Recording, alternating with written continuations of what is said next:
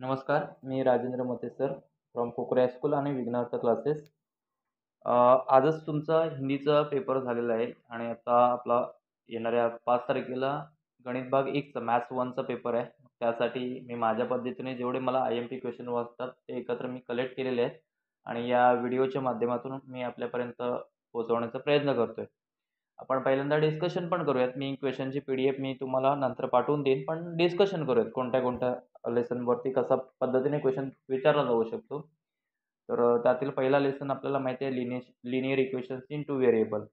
हा जो टॉपिक आहे तो टोटल 12 मार्क्सचा टॉपिक आहे आणि एक शाब्दिक जो प्रश्न आहे तो यातलाच असतो जो 4 मार्काचा आहे. 2 चलातील रेषीय समीकरणे. ओके.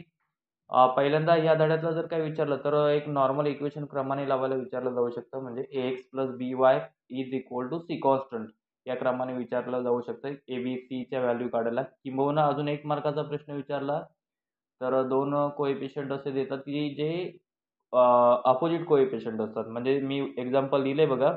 पेज नंबर 3 वरचं एक एक्झाम्पल आहे किंवा 1.1 मधला क्वेश्चन नंबर 2 त्यातला 7वा आणि 8वा जो प्रश्न आहे तर त्यामध्ये देखील आपण वापरतो की x + yचे आपण काढू शकतो आणि x - y म्हणजे सेपरेट इक्वेशन सॉर्ट आउट न करता आपण डायरेक्ट काढू शकतो. तर ते एक पद्धत 1 किंवा 2 मार्काला कृतीसाठी हा इम्पोर्टंट आहे. MCQसाठी पण विचारू शकतो. दुसरं या धड्यातलं महत्त्वाचं कंटेंट म्हणजे ग्राफिकल मेथडने आपण इक्वेशन सॉल्व्ह करायचं. बघा ही जी मेथड आहे ती सगळ्याच मुलांना जमेलच असं नाही, पण त्यातला चार्ट आपल्याला कंपल्सरी जमायला पाहिजे. म्हणजे चार्टसाठी आपण ॲक्टिव्हिटीला पण विचारू शकतात. म्हणजे ॲक्टिव्हिटीसाठी तुम्हाला चार्ट येणं गरजेचं आहे किंवा तुम्हाला ग्राफिकलने सोडवायचं असेल तरीसुद्धा चार्ट इम्पॉर्टंट आहे. म्हणजे 1.2 एक्झरसाइज ही फार तर फार जास्त मेहनत नाही घ्यायची. आपण 1-2 इक्वेशन त्याने सॉल्व्ह करून बघायचं. स्वतः चार्ट प्रिपेअर करायचं आणि सॉल्व्ह करून बघायचं. आलेख पद्धतीने समीकरण सोडवणे. ग्राफ तरी तयार करा म्हणजे चार्ट जरी तयार करता आले ना, तरी कृतीचा प्रश्न आपला चुकणार नाही आणि कृतीला काही कुठल्याही त्याने दिलेल्या व्हॅल्यू यूज करायच्या असतात. बाकी आपण जे इक्वेशन सॉल्व्ह करतो तेव्हा आपल्या ओन व्हॅल्यूज ठेवायच्या असतात. ठीक आहे. एक पॉसिबल आहे या धड्यातला आलेख. जर आलेख या धड्यातला नाही आला, तर शेवटच्या धड्यातला आलेख नक्की असेल. मी ते पुन्हा एकदा सांगेन. पण एक आलेख भाग 1 साठी असतोच. पुढचा आणि 100% येणारा प्रश्न यातला आहे, की क्रेमर्स रूल मेथड म्हणजे त्याला डिटर्मिनंट मेथड असं पण म्हणतात. मराठीमध्ये क्रेमर्सची पद्धत किंवा निश्चयक पद्धत याने समीकरण सोडवा. एकतर 1 मार्काचा प्रश्न किंवा 2 मार्काचा प्रश्न असेल. थोडा कॉम्प्लेक्स असेल. रूटमधले व्हॅल्यू असेल किंवा पॉइंटमधले असेल, अपूर्णांकातले असेल हे क्रेमर्सने सोडवायला वगैरे दिलेलं जाऊ शकतो. किंबहुना क्रेमर्सने इक्वेशन सोडवा. सॉल्व्ह करा किंवा तुम्ही कुठलंही इक्वेशन सॉल्व्ह करायला म्हटलं, शाब्दिक असेल, तुम्ही तिथे क्रेमर्सची मेथड वापरू शकता. त्यामुळे 1-2 उदाहरणं क्रेमर्सच्या पद्धतीची सोडवून बघायची. जी प्रॅक्टिस तुम्ही चांगली मनापासून करायची, समजलेली असायला पाहिजे.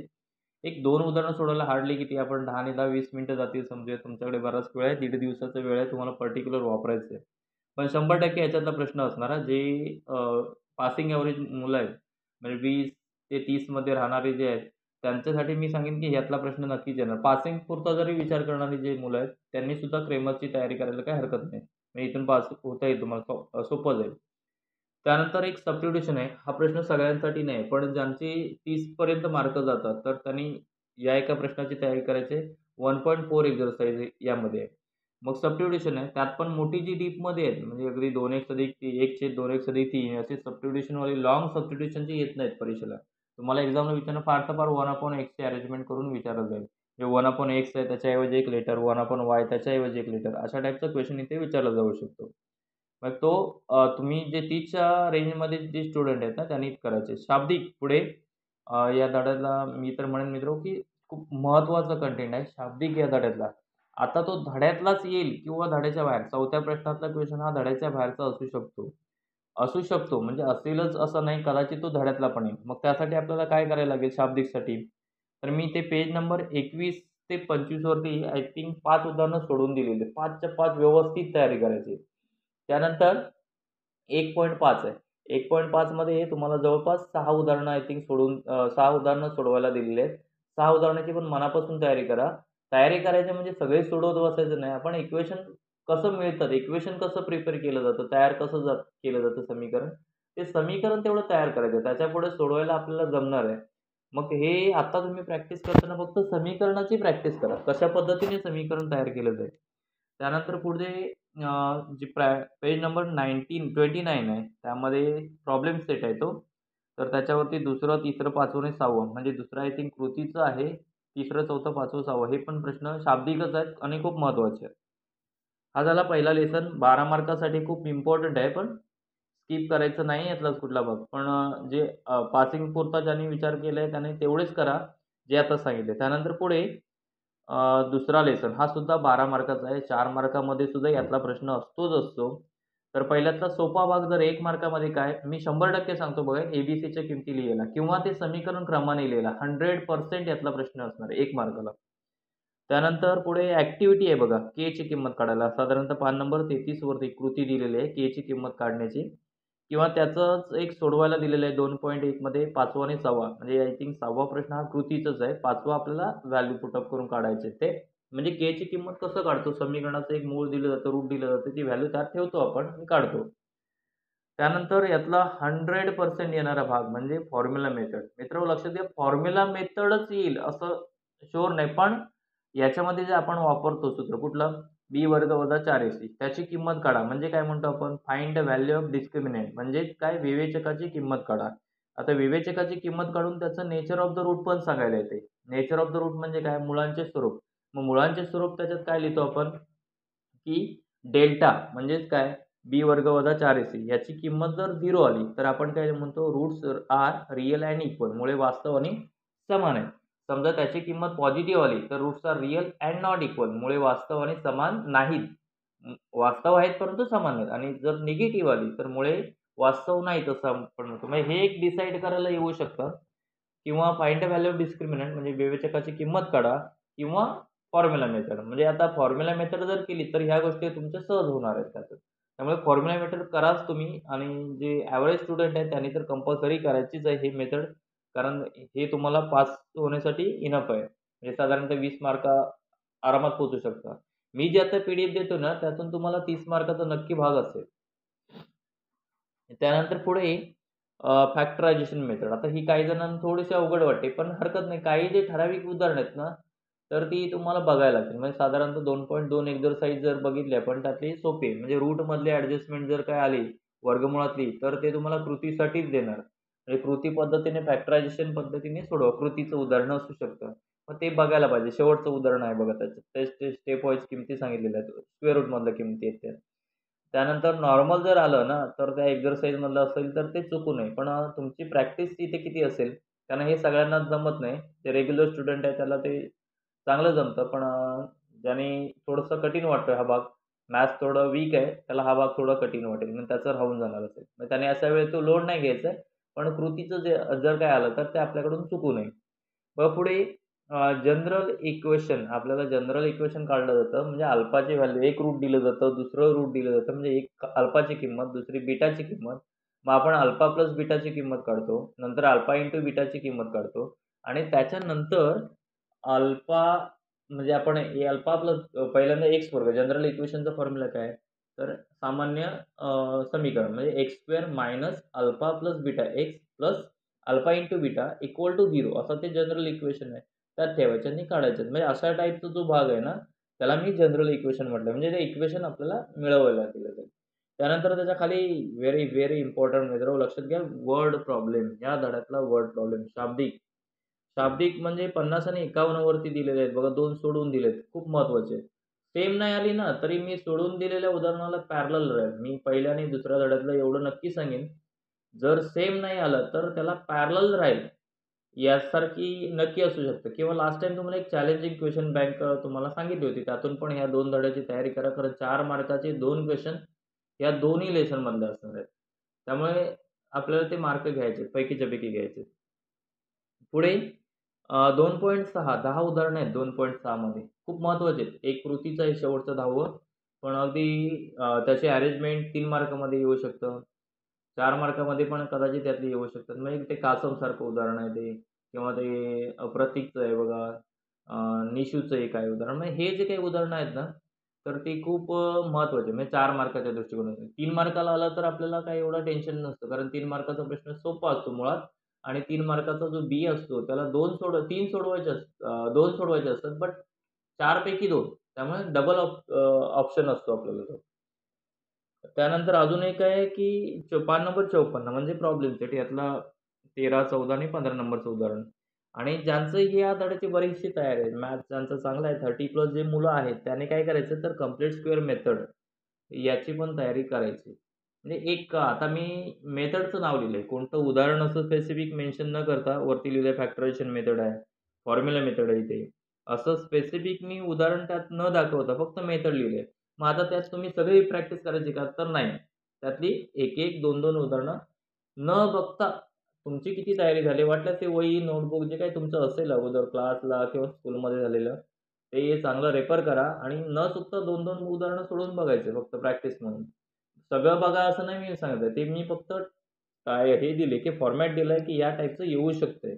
म्हणजे हे अमुक उदाहरणच असं नाही, कुठलंही येऊ शकतं. पण ह्याने तुम्हाला सोडवता येऊ शकतं जर प्रॅक्टिस 2-2 उदाहरणाचं प्रॅक्टिस करायचं फक्त.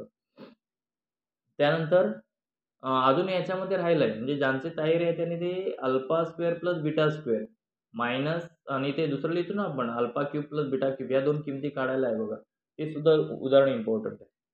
त्यानंतर थर्ड लेसनकडे आपण येऊयात. तिसरा जो लेसन आहे तो आपला 8 मार्काचा आहे.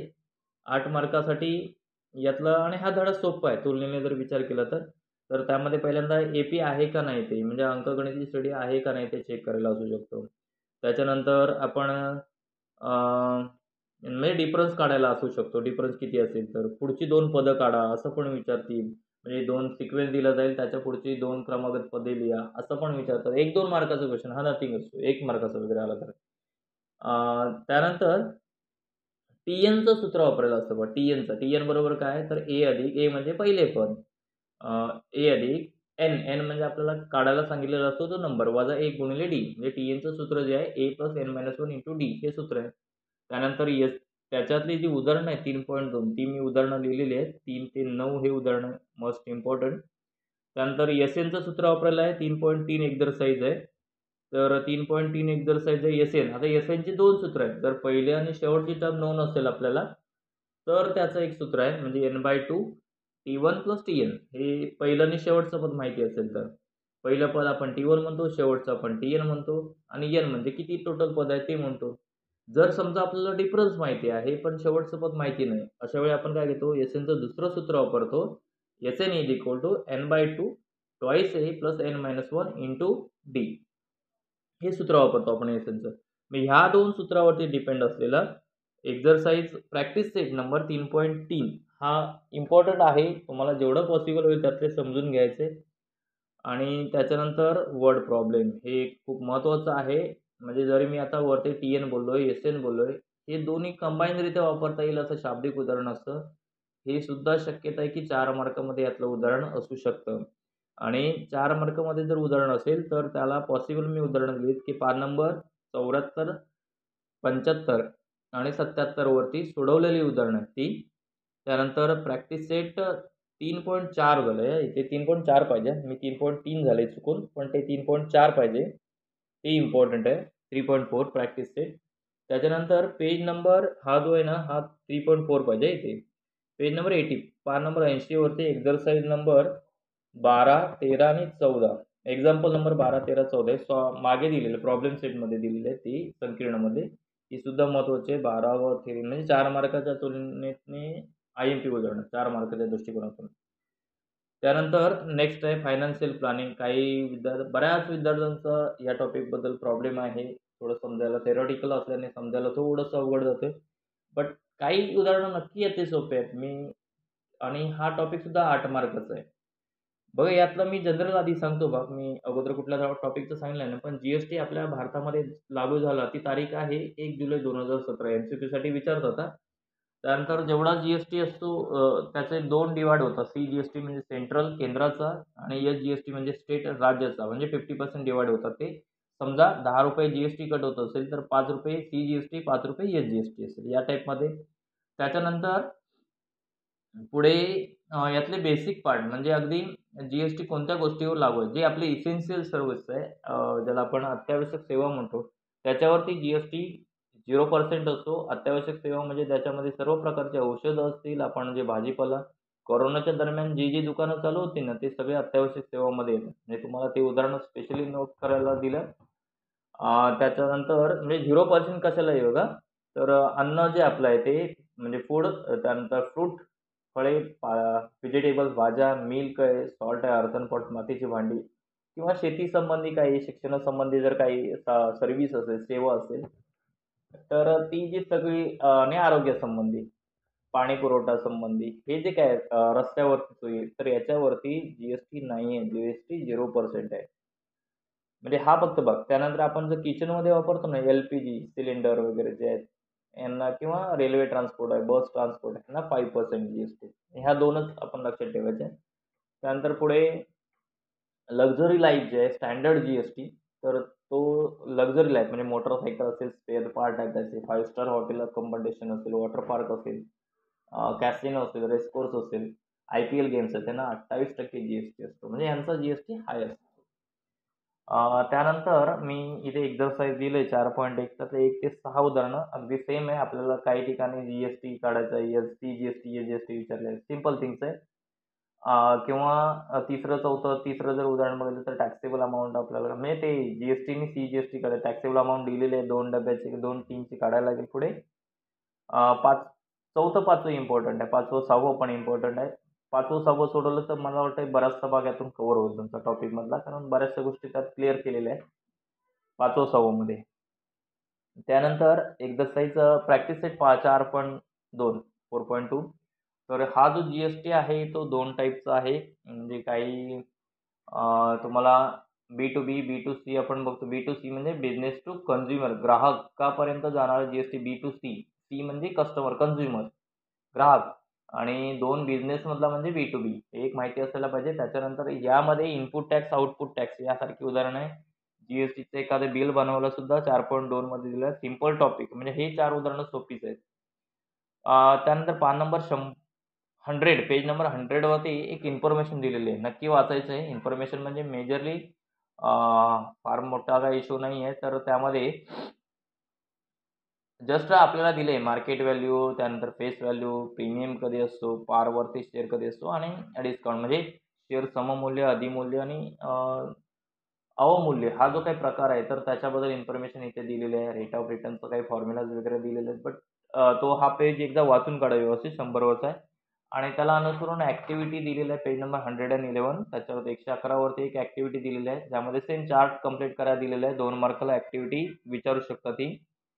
4.3 जर आपण विचारात घेतला तर सेम याच्यावरतीच असणारी एक ॲक्टिव्हिटी आहे पहिला प्रश्न आणि 2, 3, 4, 5 पैकी पुढचे जे 4 प्रश्न आहेत 2, 3 म्हणजे 4.3 मी लिहिले. सेम याला हाच क्वेशन किंवा याला पॅरलल असलेला क्वेशन 100% तुम्हाला असणार आहे जी-एस-टी या लेसनमधला. 100% 4.3 अधोरेखित करा. आल्यावरती मला तुम्ही कमेंट करणार की हा प्रश्न आलाच होता. आणि मी त्यानंतर बघा पुढे 4.4 मी फक्त 2च उदाहरणं दिली त्यामध्ये. म्हणजे ब्रोकरेजचा पार्ट आहे. त्यातले मी 2च उदाहरणं दिलेत. पहिलं आणि दुसरं. पहिलं आणि दुसरं जरी केलं तरी ठीक आहे ना. पहिल्याचं तर तोंडी उत्तर आहे 200चं 0.3% काढायचं आहे आणि त्यात ॲड करायचं आहे. कारण खरेदी करताना आपण दलाली मिळवली जाते. मी बऱ्याचशा शाळांमधून फिरताना हे उदाहरणं सांगितलं का दलाली मिळवतात. मी उदाहरण दिलेलं आठवा बघा. एक म्हैस विकत घेतानाचं उदाहरण दिलं होतं. तर ते आठवा काहींनी नोट केलं असेल. त्याच्यानंतर दुसरं जे उदाहरण आहे त्या 1000मधून तो 1% जो 1 येतो तो 1 मायनस केलं जाईल. म्हणजे ते 999 उत्तर येतं. विक्री करताना दलाली वजा केली जाते. त्यावेळी या दोन्ही व्यवहारातलं ताळमेळ बसवताना मी सांगितलेलं आहे. अजून एक लक्षात घ्या, हे शेअर मार्केट जे आहे त्यातला जो काही जी-एस-टी लावला जातो, तो 18%, 18%चा जी-एस-टी असतो. ठीक आहे. त्यानंतर या धड्यातलं ज्यांचं झालाय हा धडा म्हणजे बऱ्यापैकी कळलेला आहे. त्याने ते डिफ्यूजचं एक उदाहरण आहे. चौथं उदाहरण देसाईचं एक आहे. 4 मार्काला पॉसिबल आहे, येऊ शकतात. पण एक एम-सी-क्यू नक्की या धड्यातला असेल. ते मागे दिलेले जे इसेन्शियल कमोडिटीचे हे असेल किंवा कधी लागू झाला असेल किंवा जी कोड हा जो आहे, जी-एस-टी-आय-एन हा कोड जो आहे, तो 15 डिजिटचा असतो. हा सांगणारा एक असेल. हे जे प्रश्न आहेत ते एम-सी-क्यूसाठी पण असतील. बघून ठेवायचं ज्यांचं झाले ते. अदरवाईज मिनिमम तरी करा. त्याच्यानंतर अजून एक 8 मार्काचा लेसन म्हणजे प्रोबॅबिलिटी सोपंच आहे, पण मी काही उदाहरणं लिहिलीच बघा इथे 2, 3, 4, 5.2 मध्ये नथिंग आहे. 5.3 अत्यंत सोपा टॉपिक आहे. करायचाच आहे आपल्याला 100%. 5.3 ऑल केलंय, 5.4 पण ऑल केलंय आणि प्रॉब्लेम सेटमधले जे आहेत ते पहिला प्रश्न एक एम-सी-क्यू डायरेक्ट येणार आहे. आणि 3-5 9 हे प्रश्न आहेत थोडेसे ह्यातले. तरीसुद्धा या धड्यातला मला अशी खात्री वाटते, की जे 5वा प्रश्न तुम्हाला येतो ना, तर त्या 5व्या प्रश्न हा आउट ऑफ बॉक्स असतो. पुस्तकाच्या बाहेरचा असतो. तुमचा ऑब्झर्वेशन टाइप विचारलेला असतो. तर ह्याला पॉसिबल आहे, की प्रोबॅबिलिटीमधला हा इथे असू शकतो. संभाव्यता या धड्यातला जो प्रश्न आहे, तो 5व्या प्रश्नात येऊ शकतो. प्रश्नपत्रिकेतला शेवटचा जो 3 मार्काचा निरीक्षणात्मक प्रश्न असतो. तर त्यासाठी अजून एक याला ॲडिशनल मला अजून एक टॉपिक वाटतो, की दुसऱ्या धड्यातला पण इथे प्रश्न असू शकतो. म्हणजे दुसऱ्या धड्यातला म्हणजे एखादं उत्तर दिलं जाऊ शकतं आपल्याला त्याच्यापासून प्रश्न तयार करायचा असू शकतो, अशा टाईपचा. शेवटी मी सांगतो अजून काय करायचं आहे. बघा शेवटचा एक टॉपिक आहे स्टॅटिस्टिक्स म्हणून सांख्यिकी.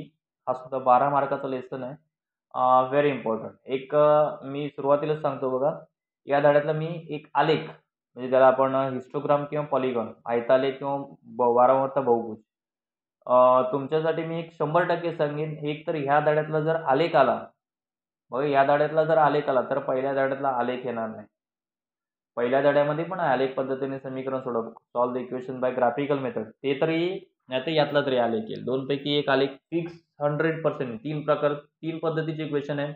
पॉलिगॉन काढायचं आहे, हिस्टोग्राम काढायचं आहे, म्हणजे आयतालेख, वारंवारता बहुभुज आणि तिसरा तिकडचं इक्वेशन सॉल्व्ह. 3 पैकी एक आलेख जर येणार असेल ॲटलीस्ट 3 मार्काला, तर तुम्हाला ते करायला म्हणजे 3 उदाहरणं सोडवायचे 3 मार्कालाच प्रॅक्टिस म्हणून. त्यानंतर अजून एक या धड्यातला येणारा प्रश्न म्हणजे पाय डायग्राम. 100% पाय डायग्राम एक येणार तुम्हाला. चार्ट दिला जाईल, 3 प्रश्न असतील, 2 प्रश्न असतील किंवा तुम्हाला तुम्हाला त्याच्यावरती म्हणजे असा पाय डायग्राम दिला तर त्याच्यावरती प्रश्न असतील, किंबहुना असं पण असू शकेल, की चार्ट दिला जाईल आणि तुम्हाला पाय डायग्राम प्रिपेअर करायचा असतो. असं पण येऊ शकतं. म्हणजे या 2 पैकी काही एक पॉसिबल आहे. जर बघा मी अजून एक सांगतो पॉसिबिलिटी. मी ॲझ्युम मीन मेथड असं म्हटलेलं आहे. एकच मेथड म्हटले. फार मेहनत नाही घ्यायची. 2 उदाहरणं आपल्याला 6.1, 6.2, 6.3 लिहिले तिथे मी.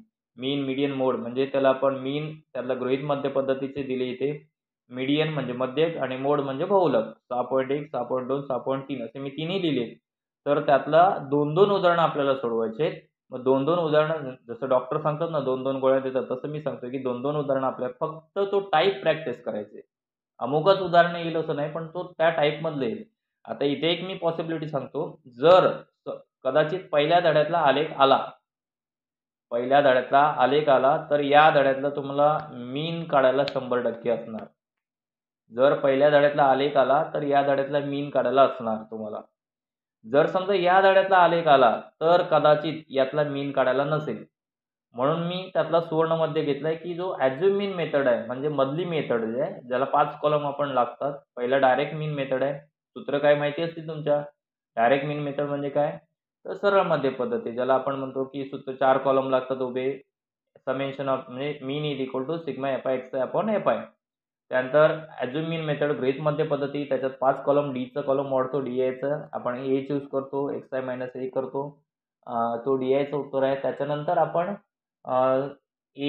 सूत्र त्याचं आहे. पहिल्यांदा आपण डी बार काढतो. D bar equal to summation of fi d i upon fi. त्याच्यानंतर mean is equal to a bar plus d bar. त्यानंतर शेवटची पण मेथड आहे, पण ती सगळ्यांना 6 कॉलम असतात. 6 कॉलम म्हणजे त्याला आपण स्टेप डेव्हिएशन मेथड म्हणतो. मध्य प्रमाण विचलन पद्धत आणि त्यात एक ॲडिशनल. जसं आपण आता डी-आय काढला तसं यू-आय पण काढायला लागतो. यू-आय म्हणजे काय? तर डी-आय अपॉन जी म्हणजे काय? तर त्यातला जो क्लास विड्थ असतो तो. अजून काही गोष्टी की तुम्हाला ज्या 9वीतल्या अभ्यासक्रमात ह्या टॉपिकशी रिलेटेड होत्या. म्हणजे क्लास विड्थ म्हणजे काय? तर ते वर्ग. समजा 10 ते 20 हा वर्ग दिलेला आहे. तर 20 वजा 10 म्हणजे 10 ही त्याची क्लास विड्थ असेल. त्याची वजाबाकी. समजा 20 ते 40 दिलं तर 40 वजा 20. ही वजाबाकी करून जे येईल ते उत्तर ती त्याची क्लास विड्थ असणार आहे. वर्गांतर म्हणतो. समजा क्लास मार्क काढायचं म्हटलं तर वर्गमध्ये म्हणतो. 2 जे लिमिट असणार आहे 10 ते 20 चा क्लास मार्क वर्गमध्ये. तर 10 + 20 भागिले 2 म्हणजे 30/2 उत्तर येणार आहे 15. त्यानंतर त्याचं लोअर लिमिट म्हणजे खालची वर्गमर्यादा, अप्पर लिमिट म्हणजे वर असलेले अंक, वरची वर्गमर्यादा असते. तर ह्या गोष्टी 1 मार्काला विचारू शकतात त्यातून. त्यानंतर मीडियन आणि मोड ह्यातली पण 2-2 मध्यक आणि बहुलक 2-2 उदाहरणं. एक उदाहरण येणार, 2-2 सोडवून बघायचे सरावासाठी. त्याचा फॉर्म्युला वगैरे कसा कशा किमती शोधतात, मीडियन क्लास कसा सिलेक्ट करतात म्हणजे मध्यक वर्ग, मोडल क्लास कसा सिलेक्ट करतात म्हणजे बहुलकीय वर्ग. म्हणजे या पद्धतीने तुम्हाला तयारी करता येईल. बघा याच्या व्यतिरिक्त अजून मी सांगेन, की ज्यांचा बऱ्यापैकी ह्या टॉपिकचा अभ्यास, या पार्टचा अभ्यास झालेला आहे, त्याने अजून एकदा 21 अपेक्षित बघायचं आहे. म्हणजे हे जे मी इनफ आहे, की 30 मार्क तुम्हाला हे 100% घेऊन देईल ही पी-डी-एफ 30 मार्क. पण याच्यावरती जर तुम्हाला जायचं असेल, आपल्याला 40ला 40 घ्यायचे, तर त्यासाठी तुम्हाला अजून काय करावं लागेल, तर तुमच्याकडे आत्ता सर्रास अवेलेबल असेल असं चॅलेंजिंग क्वेशनसाठी म्हणजे मला खात्री आहे, की तुम्हाला हा 4था प्रश्न जरा थोडंसं हेडेक देणार आहे. तर त्यासाठी तुम्हाला 21 अपेक्षितमधला जो चॅलेंजिंग क्वेशन सेट असतो, 4 मार्काचे आहेत बघा चॅलेंजिंग प्रश्न, आव्हानात्मक प्रश्न, काठिण्य पातळी असलेले प्रश्न.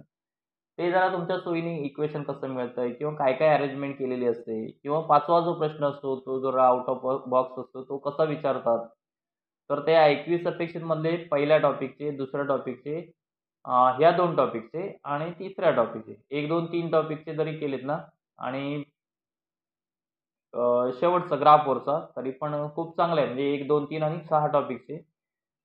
प्रोबॅबिलिटीचे पण बघा काही फक्त बघायला म्हणजे त्यातलं काही कठीण वाटत नाही त्या टॉपिकमध्ये.